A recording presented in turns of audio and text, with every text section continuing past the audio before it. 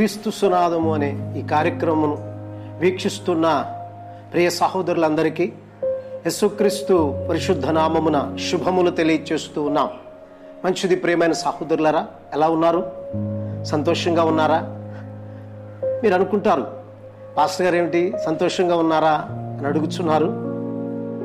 ఈ ఉన్నటువంటి పరిస్థితులు చూస్తే ఇంట్లో నుంచి బయటకు వెళ్ళలేనటువంటి విధానం, అలాగే విందులు లేవు, వినోదాలు లేవు, ప్రయాణాలు లేవు, బంధువులతో కలయిక లేదు, పార్కులు కానీ అలాగే నదీ తీర ప్రాంతాల్లో కానీ సముద్ర తీర ప్రాంతాల్లో కానీ సేద తీరేటువంటి ఆ సమయము లేనటువంటి ఈ పరిస్థితిలో ఎలా సంతోషంగా ఉండగలమండి అని మీరు అంటారు. నాకు అర్థమవుతోంది. కానీ ప్రియమైనటువంటి సహోదరులారా, ఒక విధంగా చూస్తే ఈ దినాలు సంతోషకరమైనవని నేను అనుకొనుచూ ఉన్నాను. ఎందుకంటే ప్రతి ఒక్కరు కూడా తన కుటుంబంతో కలిసి ఇంటిలో నుంచి బయటికి వెళ్లకుండా తన కుటుంబంతో గడిపేటువంటి సమయాన్ని దేవుడు అనుగ్రహింపచేశాడు. అయితే ప్రియమైన సహోదరులారా, ఈ సమయంలో దేవుని స్తుతిస్తూ, దేవుని యొక్క లేఖనాలు ధ్యానిస్తూ, దేవుని యొక్క లేఖనములను చదువుతూ, ఆ యొక్క దేవునికి విజ్ఞాపన చేస్తూ ఆనందించేటువంటి సమయముగా దేవుడు మనకిచ్చాడు. అందుకే నేను సంతోషంగా ఉన్నారా అని అడుగుతూ ఉన్నాను. నేను అనుకుంటున్నాను ఇది చాలా సంతోషకరమైనటువంటి సమయాన్ని దేవుడు మన జీవితంలో అనుగ్రహింపచేశాడని. ఎందుకంటే ఎప్పుడు చాలా బిజీగా ఉంటాం, ఎప్పుడు చాలా ప్రయాసపడుతుంటాం. కానీ ఈ సేద తీరేటువంటి ఈ సమయంలో దేవునితో సంతోషించేటువంటి భాగ్యాన్ని దేవుడు మనకు అనుగ్రహింపచేశాడు. మంచిది ప్రియమైన సహోదరులారా, ఈనాడు చాలామంది తన ఎదుటున్నటువంటి వ్యక్తి అంగవైకల్యం కలిగిన వానిగా, అనగా గుడ్డివానిగానో, మోగవానిగానో, చెవిటివానిగానో, అలాగే ఇంకా పేదరికమును అనుభవిస్తూ ఆకలితోనో వస్త్రహీనతతోనో ఉన్నటువంటి సమయాలను చూసి, నిలువ నీడలేనటువంటి సమయాలను చూసి ఆ వ్యక్తిని బట్టి అనుకుంటూ ఉంటారు, ఇది వీడి జీవితంలో ఒక శాపగ్రస్తమైనటువంటి స్థితి అని. అంటే ప్రియమైనటువంటి సహోదరులారా, ఏదో ఈ శారీరకంగా బలహీనుడవుటను బట్టో, లేక ఈ శారీరకంగా రోగాన్ని అనుభవించుటను బట్టో, లేక ఈ శరీరంగా ఆకలి కలిగి ఉండుటను బట్టో, లేక వస్త్రహీనత కలిగి ఉండుటను బట్టో, అంగవైకల్యమును బట్టో శాపగ్రస్తుడు అని వారి పూర్వీకులు ఎవరికీ పట్టేడు అన్నము పెట్టుండలేదేమో, అందుకే వీడు ఈనాడు ఆహారములే కలమటిస్తున్న వాడిగా ఉన్నాడు, ఆ శాపం ఇతనికి వచ్చిందని, లేక వారి పూర్వీకులు లేక వారి తాత ముత్తాతలు చేసినటువంటి పాపమో, లేక వీడి చేసిన పాపమో శాపగ్రస్తమై వీడిని పట్టి ఈ శాపగ్రస్తమైనటువంటి స్థితిలో వీడిని ఉంచింది అని అనుకుంటూ ఉంటారు. కానీ ప్రియమైనటువంటి సహోదరులారా, ఈ శాపగ్రస్తము అనేటువంటి మాట సెప్టవజెంట్ అనేటువంటి అనువాదములో గ్రీకు పదము నుండి పుట్టినటువంటి మాట. అయితే ప్రియమైనటువంటి సహోదరులారా, శపించబడిన దాని విషయంలోను, పారవేయబడినటువంటి దాని విషయంలోను ఈ మాటను ఉపయోగించిన వారిగా ఉన్నారు. అయితే యోధ మతమునకు వ్యతిరేకమైనటువంటి ప్రతిదీ శపితమైనది, అంటే శాపగ్రస్తమైనది అని ఆనాడు ఉన్నటువంటి యూదులు అనుకునేటువంటి వారిగా ఉన్నారు. అయితే ప్రియమైనటువంటి సహోదరులారా, ఆ యూదులు అనుకున్నట్టు లేక ఈనాడు ఉన్నటువంటి సమాజంలో ఉన్న మానవులు అనుకునుచున్నట్లు ఈ శాపగ్రస్తము అనేటువంటిది ప్రియమైనటువంటి సహోదరులారా, మనం అనుకున్నట్టుగా అది ఒక మానవుని పట్ల ఆ శాపగ్రస్తమైన స్థితి కలిగిందని ఆలోచించడం కాదు. కానీ ప్రియమైనటువంటి సహోదరులారా, ఈ శాపగ్రస్తం అనేటువంటి అది మానవుడు సృష్టించుకున్నాడు, మానవుడు పలుకుచున్నవాడిగా ఉన్నాడు. అయితే పుక్కిటి పురాణాల్లోనూ లేక ఇతిహాసాల్లోనూ ఆ యొక్క కథలలోనూ వ్రాయబడినటువంటి అనేకమైనటువంటి ఆ కథనాలను బట్టి మనం చూస్తే ఎవరినో, ఏ మహర్షినో లేక ఏ గురువునో లేక ఏ పురుష పొంగవునో అతడు దూషించిన వాడికి ఉన్నాడనో, అవమానపరిచిన వాడికి ఉన్నాడనో, అతడు శపించాడని లేక అతని మీద శాపాన్ని పంపించాడని అనుకుంటూ అందువల్ల శాపగ్రస్తులయ్యారని కొంత ఆ యొక్క పుక్కిటి పురాణాలు కానీ లేక కథా హితబోధ సంబంధమైనటువంటివి కానీ తెలియచేస్తూ ఉన్నాయి. కానీ ప్రియమైనటువంటి సహోదరులారా, ఈ పురాణాలు, ఆ కథలు, ఇతిహాసాలు చెప్పినట్టుగా ఇక చాలామంది ఏమనుకుంటున్నారంటే ఆ పొందినటువంటి శాపము ఎవని చెయ్యో లేక ఎవని కాలో లేక నీరో తగిలితే ఆ శాపము నుంచి విడిపించబడతారని, ఆ శాపం వల్లే కుక్కగానో కాకిగానో చెట్టుగానో రాయిగానో రప్పగానో మారాడు అని ఇలాంటి ఇతిహాసాలను బట్టి ఈనాటి ప్రపంచంలోనికి కూడా ఈ శాపగ్రస్తం అనేటువంటిది వివరించబడుతుంది. కానీ ప్రియమైనటువంటి సహోదరులారా, నిజముగా శాపగ్రస్తులు ఎవరు? దేవుని యొక్క మాట తెలియచేస్తుంది నిజముగా శాపగ్రస్తులు ఎవరు అని. ప్రియమైన సోదరులారా, బైబిల్ గ్రంథములో మనము ఆలోచన చేసినప్పుడు పరిశుద్ధ లేఖన భాగములో ఇర్మియా గ్రంథము 48వ అధ్యాయంలో 10వ వచనంలో మనం చదివినప్పుడు, యెహోవా కార్యమును అశ్రద్ధగా చేయువాడు శాపగ్రస్తుడగునుగాక. ప్రియమైన సహోదరులారా, ఇర్మియా అనే పేరుకు అర్థము యెహోవా ఉన్నతుడు అని. అయితే ఈ ఇర్మియా బాల్యము నుండే ప్రవచనకర్తగా ఉన్నటువంటి వాడు ఉన్నాడు. ప్రియమైనటువంటి సహోదరులారా, ఆ పురాతన పాలస్తీనా ఆ ప్రాంతంలో ఈయన తన ప్రవచనాలను చెప్పిన వాడిగాను, అలాగే ప్రియమైనటువంటి సహోదరులారా, ఇర్మియా క్రీస్తుకు పూర్వము 626వ సంవత్సరము నుండి 587వ సంవత్సరం అనగా క్రీస్తుకు పూర్వము దరిదాపుగా 40 సంవత్సరాలు యూదులకు ప్రవచనకర్తగా ఉన్నాడు. అయితే ప్రియమైనటువంటి సహోదరులారా, యూదులను ఏలినటువంటి 5 రాజుల కాలంలో ఇర్మియా తన ప్రవచన కార్యక్రమమును జరిగించిన వాడిగా ఉన్నాడు. అయితే ఆ ఇర్మియా ప్రవక్త ద్వారా దేవుడు తెలియచేస్తూ ఉన్నాడు, యోధా జనాంగమునకు ఈ మాటను తెలియచేస్తూ ఉన్నాడు.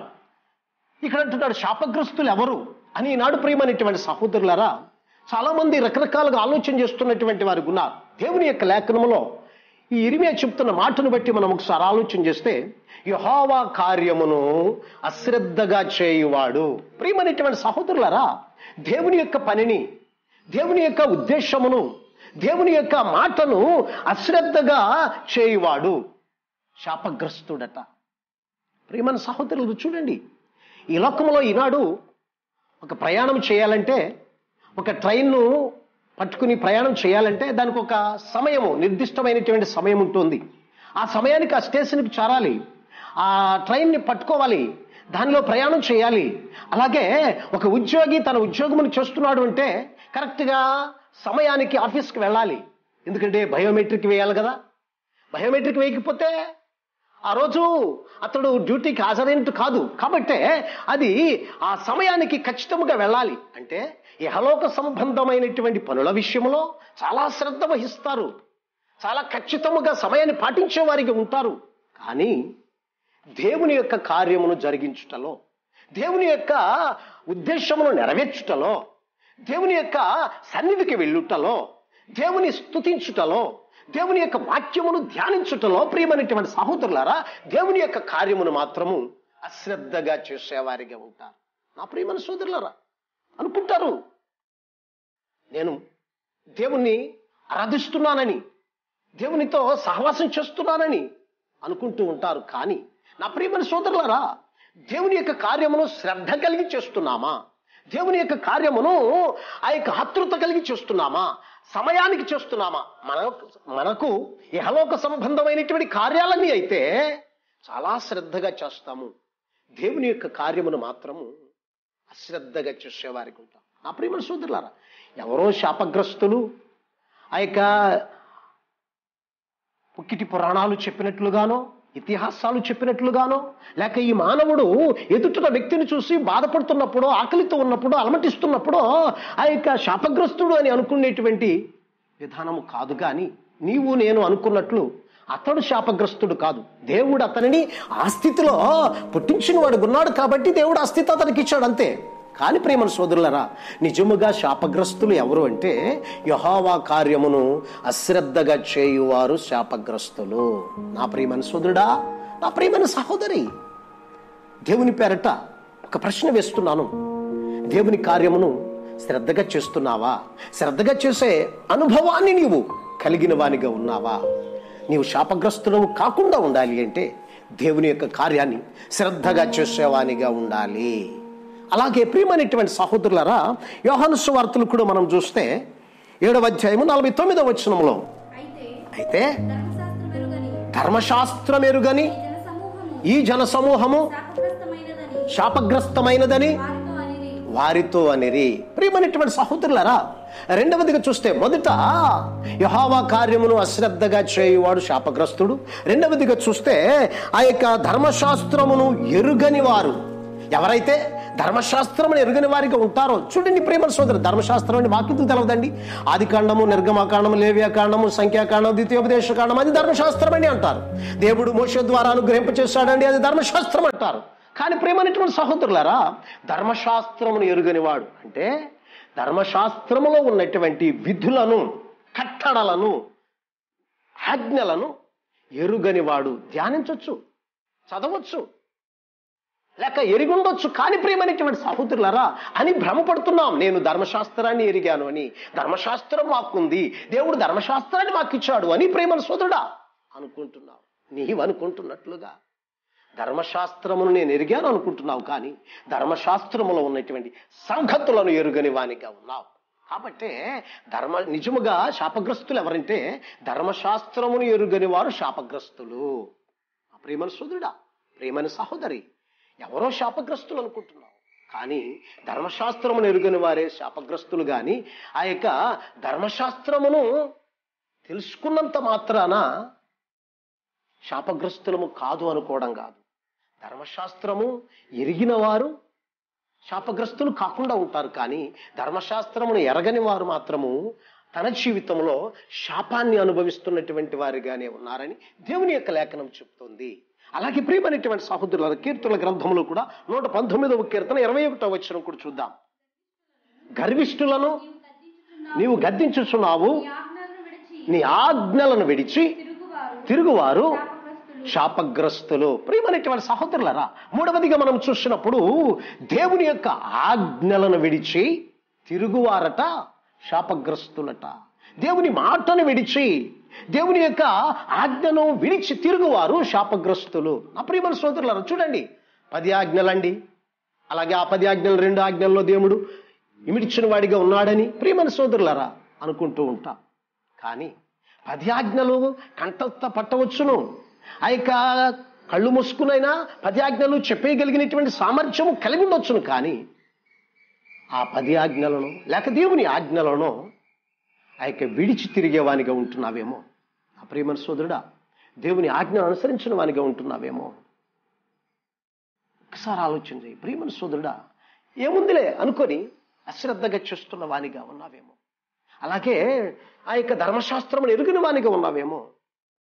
దేవుని యొక్క ఆజ్ఞలను విడిచి తిరిగేవానిగా ఉన్నావేమో. దేవుని యొక్క ఆజ్ఞను విడిచి తిరిగేవానిగా ఉన్నట్లయితే శాపగ్రస్తుడే. నా ప్రియమైన సోదరుడా, ఆ శాపగ్రస్తమైనటువంటి ఆ స్థితిలో నీ ఉండకుండా ఉండాలి అంటే దేవుని ఆజ్ఞలను విడువని వానిగా, దేవుని ఆజ్ఞలను అనుసరించేవానిగా, దేవుని యొక్క ఆజ్ఞకు లోబడేవానిగా, దేవుని యొక్క ఆజ్ఞానుసారముగా నడిచేవానిగా నీవు ఉన్నప్పుడే ఆ శాపగ్రస్తుడు కాకుండా కాపాడుకొనగలవు. అలాగే ప్రియమైన సోదరులారా, ఇర్మియా గ్రంథంలో 11వ అధ్యాయంలో 3వ వచనంలో కూడా చూస్తే, ఇశ్రాయేలు దేవుడైన యెహోవా సెలవిచ్చినదేమనగా, ఈ నిబంధన వాక్యములను విననల్లని వాడు శాపగ్రస్తుడగును.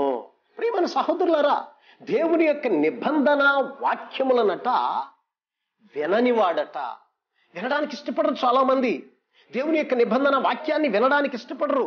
అదేముందిలే, దేవుని వాక్యము నేను వినాల్సినటువంటి అవసరమేమో, దాంతో నాకు పనేముంది, దేవుని వాక్యము నాకెందుకు అనుకునేటువంటి వారిగా ఉంటారు. నా ప్రియమైన సోదరులారా, దేవుని వాక్యం వినబడుతున్నా, ఆ దేవుని నిబంధన వినబడుతున్నా, ఆ దేవుని యొక్క నిబంధన వాక్యమును వినని వారిగా ఉన్నటువంటి వారు శాపగ్రస్తులు. నా ప్రియమైన సోదరులు, విన్నట్టుగానే ఉంటారు. చూడండి, ఇక ఇస్సాకు యొక్క కుమారుడైనటువంటి పెద్ద కుమారుడైన ఏశావు వేటాడేటువంటి అనుభవం కలిగిన వాడు, మంచి నేర్పరితనం కలిగినటువంటి వాడు, అయితే ఇస్సాకు వృద్ధాప్యమునందు మందదృష్టి కలిగిన వానిగా ఉన్నాడు. తాను ఇక చనిపోబోతున్నానని, తాను ఆశీర్వదించాలనేటువంటి ఆశతో తన పెద్ద కుమారుడు అయినటువంటి ఏశావును పిలిచి చెప్పాడు, అయ్యా నీ వెళ్ళి నీ అంబుల పొదిని తీసుకొని వేటాడి ఆ యొక్క రుచికరమైనటువంటి భోజన పదార్థము నా కొరకు తయారు చేసి తీసుకురమ్మని ఏశావుతో చెప్పాడు. ఏశావు ప్రియమైన సోదరులరా, తండ్రి అలాగే అన్నాడు, చెప్పిన మాట విన్నాడు.